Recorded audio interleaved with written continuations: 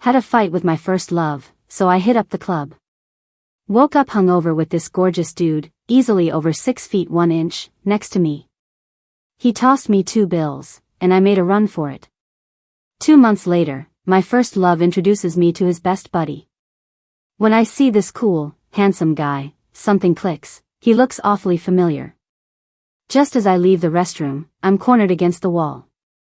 Justin squints with a dangerous grin. Laura doesn't remember me at all. I widen my eyes in shock as he pulls out 2 bills from his suit pocket. Seems like Justin's holding a grudge. Waking up from that hangover, my body hurts like hell, every muscle feels torn. I groan, moving my legs, and suddenly realize they're pinned by a guy in a bathrobe. When I look, my mind races a mile a minute. His messed up bangs cover his forehead, and shadows obscure his cheeks, making them hard to see. My gaze drifts downward, noticing the obvious evidence of activity on his defined abs. Clearly a stud, but no clue if he's a joker or just some nobody. I carefully slip my legs free while cursing inside. Damn, I'm so sore. Did he think he was a dog? Worst technique ever. I pick up my clothes off the floor, then note the mess with a sigh. So wild. The guy is sleeping soundly, but I'm annoyed he left me so sore without a word of service. I yank my 2 remaining hundreds from my bag and toss them onto him, adding, "Nice body, but a quick 3-second guy. Practice, dude." I grab my phone and make my escape. Reunion shows up when you least expect it. After a fight and make up with Tom, he invites me to meet a friend. We get there, and Tom heads to the bathroom. I'm left in the booth to meet Tom's friend. Turns out to be his abroad buddy, Justin. The guy's lounging casually on the sofa, pants tailored and legs long, with his shirt open at the collar. He has a sharp look, clean, chestnut hair, messy bangs on his forehead. A mix of neat and seductive. He puts out his cigarette and greets me, "Hi, Laura." Still a bit dazzled, I smile softly. "Nice to meet you, Justin." Justin squints with a dangerous smile, then gives a short laugh. "Laura, you sure kept me waiting." I check my watch, it's 7:01, and we agreed on 7. Is this usual or reserved just for Justin? He was nice a second ago, so why the sudden tension? Did I offend him somehow with my small talk? Is 1 minute really that big of a deal? I smile. "Justin, sorry about that, traffic was bad. Hope a gentleman like you can forgive me. Just passing the ball back, no biggie." He retorts, "Do you sass everyone or just me?" What a bizarre conversation. Deep into fall, I'm wearing a jacket over my dress. It's warm in the room, so I take off my coat just as Tom comes in. He grabs my jacket and hangs it by my side. He introduces me, "Laura, this is my abroad buddy, Justin." "Justin, this is my..." Tom pauses before saying, "My friend." Feeling a bit vulnerable inside. "Remember, Laura, you're just Tom's friend." Justin now acts formal, extending a hand. "Hi, Laura. I'm Justin." "Hi there, Laura." As I'm about to pull away, I feel a light tickle in my palm. It's subtle but undeniably ticklish. Justin is unfazed. I can't tell if it's intentional or an accident. Justin raises an eyebrow. "Laura, you're holding on tight." I quickly release, realizing it was no accident. Tom watches us with an unclear expression before suggesting we sit for dinner. Throughout the meal, Justin and Tom chat about a new batch of medical equipment. Turns out, the trending medtech firm is owned by Justin. Since my family's business dips into medical tools too, I can chip in here and there. If you overlook Justin's off-topic replies every time I speak, it's actually a nice conversation. After a while, Tom notices, "Justin, what's up with you and Laura?" Justin immediately laughs, "Not at all, Laura and I just hit it off." Tom shifts topics swiftly. "Justin, what about the girl you crushed on abroad? How's that going?" Justin's the whole package, looks, background, and talent, a true golden boy. Surprising to know he had a crush. Everyone loves gossip, so my ears perk up. Noticing my obvious curiosity, Justin glances my way. Things are moving fast. She just held my hand. This whole situation is off. I'm lost. Tom looks at me, ruffling my hair. Laura, you're terrible at hiding your interest in gossip. I imagine Laura frowning, cheeks puffed up like a little pufferfish, as she angrily texted. I slapped his hand away, saying, "Don't touch it, you'll mess up my hair." Tom chuckled lazily. Justin took a sip from his wine glass, saying nothing about Tom's show of dominance. The two were being cryptic. Has she returned to the country? She came back a while ago. Tom raised his glass toward Justin. Bring her out sometime so we can meet. The sound of clinking glasses followed. Of course, there'll be a chance. I love eating king crab, but I'm too lazy to shell it. So when the dish came, I just glanced at it and looked away. Tom put on disposable gloves, fingers moving deftly. Soon, my plate was piled neatly with crab meat. As he reached for another crab, I stopped him. Hey, don't spoil me. Once you're gone, I might not even get a bite. Let me do it myself. Tom paused. Hey. Since when do you call me that? I hummed in response. Aren't I your little sister? Tom is 3 years older than me. Describing us as first love wouldn't be wrong. But I'd always called him Tom, never Big Brother. Because I saw him as my future husband, not my big brother. Yet he always treated me as a sister. So what was the point of insisting otherwise? What do you mean by gone? We'll have to get married someday. You're too good to me. I'm worried your future wife will get jealous. He turned his head, looking at me with a playful smile in his eyes. If she gets jealous of you, she's in no position to be your sister-in-law. Later, I headed to the restroom, and as soon as I stepped out, Justin cornered me. Seeing him coming at me, alarms rang in my mind. Justin, what do you want? I had nowhere to retreat, cornered against the wall. I tried to call for help. But he covered my mouth and nose with his hand, the faint scent of tobacco in the air. Shoo, don't scream. I nodded fearfully. He released me but still caged me in with his arms. At 5 feet 8 inches, plus 7 centimeters heels today, Justin still looked down at me, his dark eyes staring calmly. With a lowered voice, I asked, "What do you want?" Think I look familiar? I nodded first, then shook my head. He seemed frustrated. Laura, you forgot me again. I looked confused. Again? Dude, did we know each other before? Miss Laura, with your memory, it's no wonder. Don't you remember the 3-second talent show? At this, my eyes widened in horror. He pulled $200 bills from his suit pocket, with my handwriting faintly visible. Justin gritted his teeth. Can't get you out of my mind. Before I could respond, Tom's voice came. Weird, why are they all taking so long in the bathroom? I gestured for Justin to let me go, but he just raised an eyebrow, his hand snaking around my waist. No. I tried to kick him, but he anticipated my move and restrained me. Does your girlfriend know you're cornering another woman? I brought up his girlfriend, hoping to snap him back to his senses. Something I said must have amused him because he started laughing under his breath. His eyes locked on mine in a disturbing way. You're just clueless, aren't you? Tom's voice was getting closer, and I was getting anxious. Justin suddenly turned the doorknob, pulling me into another room with him. But nothing about our position changed. Outside, I could hear Tom's hurried footsteps. This room being next to the restroom, I heard him calling my name. Laura, Laura, are you still in there?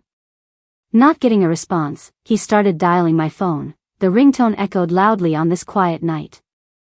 I tried to hang up, but Justin quickly seized my phone, looking at me mockingly. Tom's knocking came from outside the door. I mouthed, "Let me go." He leaned in, whispered a few words, a smirk on his lips. My face turned crimson instantly. Those words were too much, and they didn't suit our current relationship. I heard the doorknob turn. Justin watched me nonchalantly, his expression saying, "Say it, then I'll help you." I looked away from him, flustered. With no choice left, I leaned close and whispered the words he wanted to hear. Blushing but determined, "You're amazing, 30 minutes and still going strong." Justin grinned at me. "And? There's one more thing you haven't said." I seized the chance, lifted my leg, and broke free from his hold. The door opened with a click. Tom stood there, still holding the door. He paused when he saw me. "Laura, what are you doing here?" I stepped forward, blocking his view inside. "Wrong room. Mixed up the numbers." Justin walked out behind me. "Tom, funny meeting you here." We both ended up in the wrong room.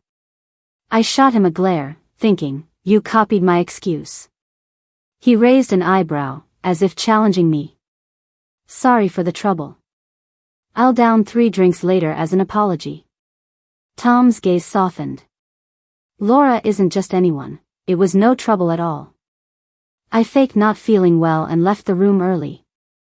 On the way home, a new contact messaged me, "Don't forget, you owe Justin that line." And attached pictures of 2 $100 bills. Annoyed, I wrote back a sassy reply, then blocked and deleted him. Justin lounged in the back seat, sleeves rolled up, reading the words with a smile on his lips. A couple of taps on the screen, send. Error, the person is not yet your friend. Justin chuckled at the notification, "Laura, you're something else." I propped my head up, gazing at the scenery outside. Just outside the cafe was Central Avenue, lined with maple trees. Every fall, the leaves turned fiery red, blanketing the city. I glanced at my watch, 3:01. Just as I was about to grab my purse and leave, a familiar, pleasant voice stopped me, "Laura, long time no see." The man, wearing a perfectly tailored black suit, emphasized his broad shoulders and long legs. Autumn sunlight streamed through the maple leaves and windows, highlighting his sharp profile. I was surprised. Never expected Justin to be my blind date. I pointed at the time, "Mr. Justin, you're a minute late." He shrugged, "You were early by a minute, I was late by a minute. Let's call it even." I gritted my teeth, "Mr. Justin, you've mastered time management. Really nailed that 1 minute. Anyone would think you planned it." He offered a slight smile, "Thank you for the compliment, Miss Laura." I cut to the chase, "Mr. Justin, you're not here willingly, right? Since neither of us wants this, let's just end it and move on." I was confident. Justin seemed genuinely into his girlfriend just 2 weeks ago. He wouldn't want this. But his response floored me, "Laura, you're wrong. I came willingly." I was stunned. Willingly? I looked him in the eye, "Why? Don't you want to be with your girlfriend?" He posed a question in return, "Why did you come, Miss Laura?" I recalled my mom's words, "Laura, when you said you'd marry Tom when you were older, we thought it was just a kid's talk. Turns out, you meant it. Tom doesn't like you. It's fate. Maybe meet other excellent men, open your heart. Hence, this blind date." Seeing my silence, Justin continued, "In our circles, marriage is called an alliance. Hasn't your uncle aged recently? You should visit." Justin connected the dots for me. No wonder my mom hinted about today's date being an heir. The company manages international medical device trade. We have a stake in healthcare. Seems like business trouble, but my folks didn't clue me in. I eyed Justin warily. "If you're seeking revenge for my bluntness, I apologize. But if we're marrying, what do you gain?" Justin laughed, easygoing, "A pretty wife." Justin's temptation was undeniable. But I needed to talk to Tom first. "Tom, where are you?" "I want to see you now." A gentle female voice answered, "Hi, Tom's showering. Leave a message. He'll reply." I checked the time. 11 p.m. After hanging up, I laughed at myself. When did different women start buzzing around Tom? Even if it's pretended, my limits keep getting pushed. The phone screen dimmed, yet my heart churned with unrelenting sorrow. Stars sparkled, the the moon hung high, indifferent. I wiped away tears and steadied my breathing. A text popped in from Justin, "Look at the sky." We reconnected on Instagram after leaving the cafe. I looked up, past the window. With a bang, fireworks exploded. Like kaleidoscope colors in the dark, bringing endless energy. The fireworks seemed to say, "Laura, start fresh." Awaking next morning, I caught my breath, clutching my chest. Haven't dreamt that memory in years. At 7, chasing a ragdoll cat, I tumbled into the pond. The water was deep. I struggled, feeling dizzy. Before I blacked out, a boy in black swam to rescue me. When I awoke, Tom was the soaked boy. He saved me. That's when my feelings stirred. Over 20 years, my parents backed Tom. The overlooked son became key in his family. A sudden phone call disrupted my thoughts. "Fiancé, remember what you promised?" I rubbed my forehead. I'd promised Justin an answer yesterday. "Justin, are your promises real?" Investing in Laura's family, guiding through troubles, it's real. Plus, as long as I'm around, Laura's family won't fall. I couldn't resist such an offer. I pinched my palm. "All right, I agree. Justin's handsome, from a good family, and he's said to be decent. Marrying him isn't a bad deal. I'll ignore the girlfriend situation. We'll be a facade couple. Pack up. Let's get the marriage certificate." Wait, now? But it's Saturday. They're working today. Is a CEO always this influential? Doesn't a worker's time count? Holding the marriage certificate, I fell silent. Starting today, I'm a married woman. And it's to a guy I've only met twice. I glanced over at Justin, who was driving. His face was like stone, lips pressed tightly together. I hesitantly spoke up, "Can you take me back home?" He slammed on the brakes, making me lurch forward. Then he turned to face me. "Miss Laura, I think I need to remind you, I'm not used to being a monk." I mumbled internally, "Me neither." But I still forced the words out. "Aren't you worried your girlfriend will get jealous?" "Will you get jealous?" I blinked. Huh? What did he mean? Justin repeated, "Would you care if your husband had something with another woman?" "Of course, but we're just going through the motions, a partnership. I'm not going to interfere."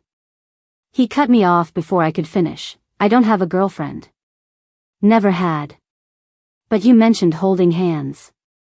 He looked at me with a sort of dark humor in his eyes. Then it hit me, I had shaken his hand. Just a polite handshake. But, why doesn't that count as holding hands? My own thoughts startled me, and I blurted out, "You don't mean me, do you?" Justin's face turned bright red, and he avoided eye contact. I considered asking more but decided to drop it, given our current situation. That night, under Justin's gentle persuasion, I moved in with him, though we had separate rooms. Justin was in the kitchen, cooking. He wanted to show off his skills while I was unpacking my stuff. My phone rang. I picked it up. "Hello, this is Laura." "Laura, were you trying to reach me last night?" It was Tom, sounding a bit tired. He must have realized I called him last night and another woman answered. Yet, he didn't offer a word of explanation. Well, why would he need to explain to his sis? The old Laura would have pushed for answers, but the current me just wanted to keep things clear. "Brother, I must have dialed wrong last night." Some woman answered. "Was it your wife? Would you introduce me?" Tom had just wrapped up a meeting, where things got heated. Now, my call added to his stress.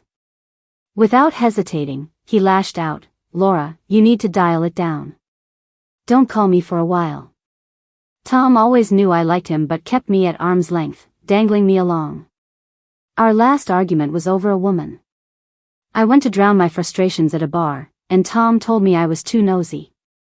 Now, clear-headed yet unjustly criticized, I thought arguing was pointless and was about to hang up. Then a soothing male voice barged in, "Honey, who are you talking to? Dinner's ready." The voice was loud enough for both me and Tom to hear. For a moment, I doubted my ears until Tom's angry voice blared over the phone. Laura, who was that? Where are you? Justin grabbed my phone, sounding relaxed and smug. Hey, brother-in-law, this is Justin.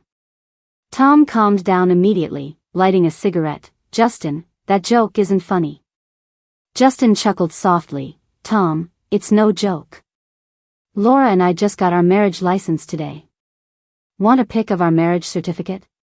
Tom was silent for a while, convinced it was a prank between Justin and me. After the call, Justin snapped a picture of our marriage certificate and sent it over. There was no reply. During dinner, Justin sat across from me, silent since hanging up the call. Why aren't you saying anything? Justin shot back. Don't talk while you're eating, rest while sleeping. Wait, why was Justin being so fickle? Having a mood swing? Moody much? I narrowed my eyes at him. Even if you funded my family, I'm not here to be a pushover. We have a mutually beneficial deal. If you think I'm a pushover, you're sorely mistaken. I shoved my half-eaten bowl towards him. Even a dog won't eat leftovers. I turned and headed for the bedroom, mentally pumping myself up. Come on, Laura, it's the first day, set the rules. Establish that household position. But only my trembling hands knew how nervous I was. Justin watched me leave, his lips drawn into a straight line. Was he mad? Why couldn't Tom know about our license? The more he didn't want Tom to know, the more I wanted to tell. I wouldn't just tell him, I'd let everyone know. After showering, I picked up my phone to find loads of messages. They were all about my marriage. My best friend Linda called. Laura, when did you sneak off and get married? Some guy, Linda. Today, but how did you know? He announced it, and everyone's asking me. Otherwise, I'd be clueless. Justin announced it? I checked my apps and saw his post pinned. Announcement, married to Laura. The picture was our marriage certificate. Why didn't Justin run this by me? You have to tell me who the guy is who swept you away. An investor, and he's okay looking. Who? You know Justin. The phone filled with her shrieking like a groundhog. Laura, you married into wealth. Didn't expect hubby to be from the richest of the rich. Tell me everything. I kept it short, but it still took 10 minutes to explain everything with Justin. Just finished when I heard a lazy, playful voice. Sis, it's been over 10 days. Are you really going to ignore me? Linda's puppy-like boyfriend chimed in. Apparently, he's a gamer. Plus, it's Laura's sister's wedding night tonight. We shouldn't bother her. I blushed, thinking if you didn't want me to bother you, just say it directly. Why bring me into this? So, I quickly hung up the phone. Justin's bedroom is right next to mine, and the door was open. I knocked 3 times and pushed it open. No one. I called out, Justin? Justin? At that moment, the bathroom door opened. Justin walked out with water dripping off his chestnut hair. Shimmering droplets slowly trickling down his handsome face to his abs, chest, and those lines leading to his waist, where a towel hung loosely. Like it'd fall off with a gentle tug. Justin chuckled softly. Laura, are you satisfied with what you see? I turned bright red and looked away, stubbornly saying, average at best, no better than anyone else. Justin squinted, sneering, this anyone else you mention really annoys me. I huffed in reply, then remembered why I came here. I questioned him, why did you announce our marriage without discussing it with me? I'm married, so I can't pretend to be single. Announcing it is my business, it doesn't involve you. But you announced it with my name. How is it not related to me? Laura, remember we agreed to an arranged marriage, not a secret one. I never said we'd keep it a secret, I just thought you should consult me before announcing it. Respect my opinion, at least.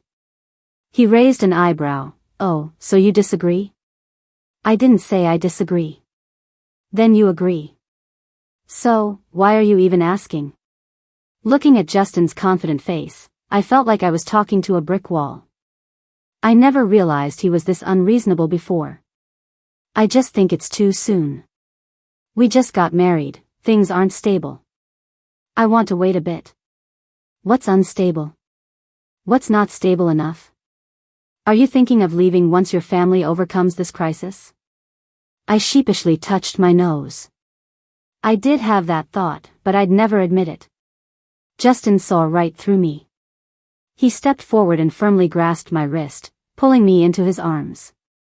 His gaze was cold. Laura, in my family, there's only widowhood, no divorce. Better get rid of that idea. I argued, struggling in his arms. I wasn't thinking that. He held me tighter, making me squirm even more. Justin's voice went hoarse, "Don't move." I moved even more. In the scuffle, the towel fell. I screamed, covering my eyes, "Justin, why aren't you dressed? Are you a flasher?" Oh my God, it even greeted me. Justin seemed a bit lost too. He silently picked up the towel from the floor and tied it securely around his waist. He asked loudly, almost bursting, "Is it ugly?" I looked at him. He didn't seem to believe it.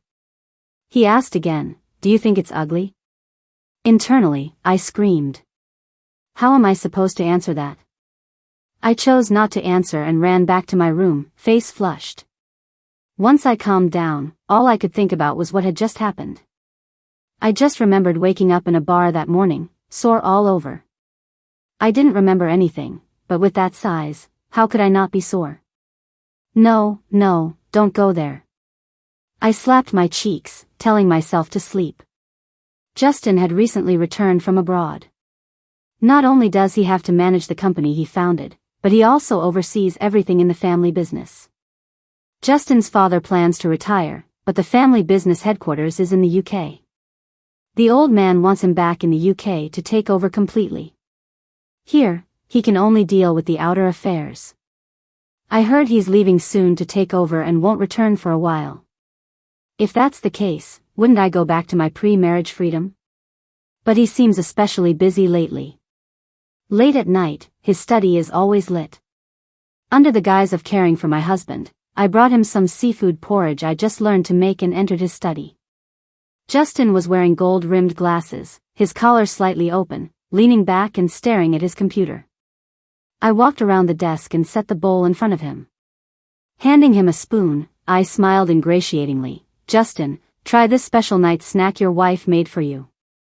He took the spoon, eyes looking at me through the glasses, a slight smile. "What's up?"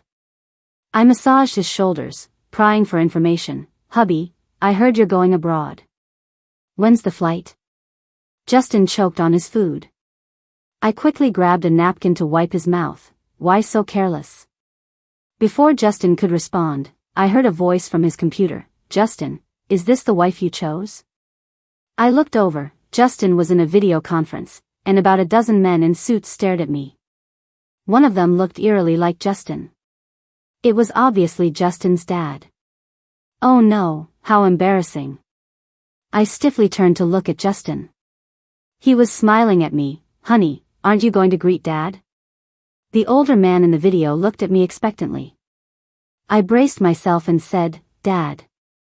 "Ah, come closer, let the old man take a look at the daughter-in-law this rascal brought home." A woman in a white cheongsam with an elegant hairstyle came into view. She looked at me kindly. "Be good, call me Mom." I forced myself to say, "Mom." Sensing things getting awkward, the other execs excused themselves. Thus, the international meeting turned into a family affair. I never expected to meet Justin's parents like this. After we hung up, Justin laughed loudly in his chair, far from his usual image, revealing a more down-to-earth side. "Justin, you should have warned me." He looked innocent. "I thought you wanted to meet my parents and were just showing off for them." I pouted, not happy, glaring at him. As if saying, "I'm mad, better appease me." Justin picked up his phone, tapped a few times, and gestured for me to check mine. I noticed a new transfer on my bank card. Note, change of address fee. I looked at the string of zeros, 5, 6, 7, 8, 9. I couldn't help but think, that's what you get from a top-tier financial group. Quickly accept it, it's from your parents, someone said. I blinked at him. Justin, is that okay? Justin touched my tassel earrings. Of course, it's fine. I eagerly picked up my phone. Well, I'm not gonna be polite then. Switching topics. Justin, when are you going abroad? Justin leaned closer, whispering in my ear, Wifey, you got the title wrong. I was just trying to cozy up, but now it's different. I shook my head. Nope. Then I won't tell you, he teased. I stood firm. As your wife, I have the right to know your whereabouts. Reporting your movements to your wife is the most basic duty and responsibility of a husband. Justin leaned in even closer. I leaned back involuntarily as his rough hand gently rested on my waist, making its presence obvious through the thin pajamas. His breath glided over the delicate skin of my ear, causing shivers to ripple through me. His voice, once clear, became husky and soft, like a lover's whisper. So Laura, shouldn't you fulfill your duties as a wife too? His warm fingertips ignited a suggestive fire. And then, I, like a coward, ran off. Justin eventually went abroad. By the third day, I couldn't wait and planned a bar night with Linda. The night was hazy, lights were dim, the bass was pounding, and the crowd was loud. Even in the corner, you could hear glasses clinking. Linda and I each had a glass of whiskey. After a few drinks, Linda was playful, winking at me. So how's Justin in that department? I blushed immediately. How could she be so direct? But I still answered honestly, I don't know. Linda's pretty face showed surprise. Haven't you guys done it since the wedding? I nodded. Nope. Is he, like, not capable? You don't think he's a 3-second guy, do you? I recalled the scene when his towel dropped. He seems pretty capable. Then I explained, that night at the bar, I don't remember anything. Just then, I got a message from Justin. What's up? Ever since we met at the bar, he wouldn't let me go there anymore alone. I promised him I wouldn't. So I replied, at home, watching a reality show. After a few minutes, he responded, behind you, 8 o'clock, guy in a blue shirt, come and toast with me. I turned and met a pair of deep, dark eyes. I blinked at Justin, who waved me over. Seeing my lack of reaction, he got up and walked toward me. He raised his glass. Laura, fancy meeting you here watching TV? I quickly thought, sir, I think you've got the wrong person. His tone was teasing. Would you allow this beautiful lady to spend a night with me? I stiffened, mouth tightening. Caught red-handed by my own husband. Frowning and glaring at him, I said, I'm already here with this beautiful lady next to me, I'm afraid it won't work. He chuckled, eyes glistening, then looked back. I turned to see Linda being pulled away by John. Before leaving, she even waved goodbye to me. Justin's grin grew wicked. Laura, you've been caught. I looked at him, puzzled. You didn't admit you're Laura, but John won't mistake Linda. You know John? To my knowledge, John was just an esports player. How could he be connected to a top financial group like Justin's? Business dealings, he said casually. So can you tell me how you promised Justin? I remembered one day, half a month after our wedding, Justin sternly insisted I only go to bars with him because of the incident the last time. But Justin wasn't with me all the time. How could he know if I went or not? Out of respect for our friendly cooperation, I gave in to his unreasonable request, promising, Mr. Justin, rest assured, Miss Laura will not set foot in a bar alone again. Now, Justin watched me silently, waiting for my satisfactory answer. You're here too, so if you round it up, it means you're with me. Before Justin could respond, a guy in a black jacket with a lollipop and a bad boy vibe showed up. Showing me his phone. Can I get your contact info, beautiful lady? He seemed dangerous, and before I could even refuse him, everything spun around. Justin had hoisted me over his shoulder, one hand firmly on my waist. No need, she's married. We're very happy together, he said. Oh God, Justin, put me down. I'm afraid of heights. Only when we reached the private elevator to the hotel rooftop did Justin set me down. Before I could catch my breath, Justin pulled me into a deep kiss, hands locking on my head and waist.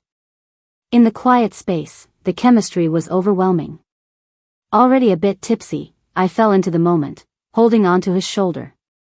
Justin's fingers roamed, and under the soft glow, our eyes met, filled with endless desire. I surrendered, my body sinking into his embrace. His strong possessiveness threatened to break me. His voice, hoarse and whispering mixed words, said, "Laura, feel it." Do I seem like a 3-second guy? Blinking at the clock, it was already 3 a.m. Voice hoarse from crying, I coaxed him, "Honey, you're the best. Please, Justin, have mercy on me." He whispered gently in my ear, "Just hold on a bit longer, almost done." When I woke up in the morning, Justin was already gone, and I could hear water dripping in the bathroom. I moved around a bit and was still sore all over, but it felt different compared to the night at the bar. This time, the red marks on my body were more noticeable. I lifted the blanket and saw bloodstains on the sheets. I was stunned. What happened? Just then, the bathroom door opened, and Justin followed my gaze. You really don't remember anything from that night? I only recall getting drunk, and then nothing. When I found you, you were in the men's bathroom, throwing up, and some guys were eyeing you like vultures. I brought you back to the hotel out of kindness, and you threw up on me as soon as we got there. You insisted I dance with you, and then you did a split and fell flat. You kept saying it was hot and stripped down. The hotel only had this one room left, so I stayed. I was shocked, jaw dropped. So that's what happened. I looked at him, full of apologies. Sorry for misunderstanding and mocking you. But here's the thing, you're not the type to meddle, so why'd you help me? What if I had seen you before? Where? Justin smiled mysteriously. You guess. Things between Justin and me moved forward fast, and we started acting like a real couple in love. When Tom called, I wasn't surprised. He handed over some photos. He has a crush on someone abroad, and that woman is currently living in his overseas apartment. He was visiting her on his last business trip. The photos showed Justin with another woman. She had big, doe eyes, a cute face, fair skin, and looked just barely of age, definitely pretty. But Justin told me he wasn't crushing on anyone, and I chose to trust him. I looked up, it had only been a few days, but Tom seemed worn down. I felt sorry for him. If this is all you've got to tell me, you're really overthinking this, brother. He chuckled. Is it because you don't care, since you don't love him? No, it's because I trust him enough. Tom raised an eyebrow. You only talked about trust. You didn't mention love. I sipped my tea without answering. Remember your 18th birthday wish? How could I forget? I only had eyes for Tom back then, wishing I could marry the one I love. Tom, do you think that could come true? Tom just gently ruffled my hair. I hope Laura gets what she wishes for. Looking back, didn't Tom kinda give me the answer back then? He didn't want to lose me but also wanted all the perks of being single. Isn't that having it both ways? I said, Tom, I'm 25 now. Love isn't that important anymore. What if I asked you to divorce Justin and marry me? My fingers burned as I accidentally knocked over the tea. A swirl of emotions hit me, except joy. Tom, I'm married now. Watch what you say. Laura, I like you too. I just wanted you to wait a bit. I didn't expect you'd marry someone else without hesitation. Sure, you have some feelings for me, but your ambition overshadows them. You've always known how to weigh your options. Your family doesn't appreciate you, so you've used women as stepping stones.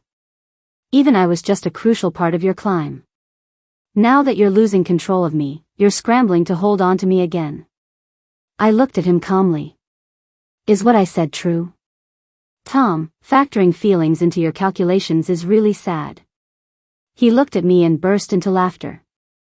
Laura, you can't even tell love from gratitude. Isn't that sad?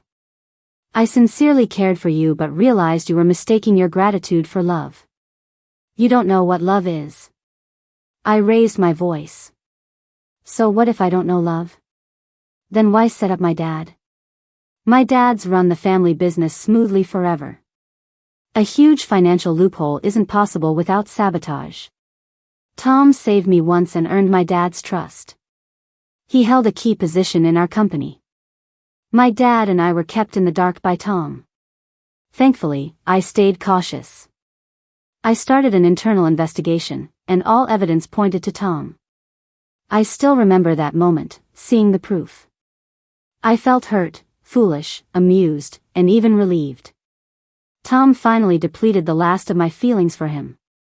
Since you already know, I won't hide it. Your family business will be mine.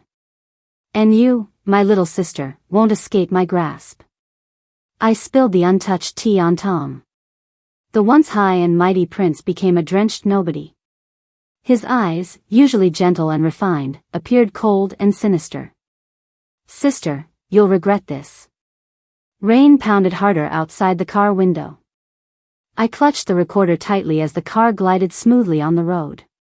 Out of nowhere, a white sedan ignored the red light and sped right toward me. No doubt about its intent. I was boxed in with cars on every side, unable to escape, when a black Range Rover suddenly sped in, shielding my side.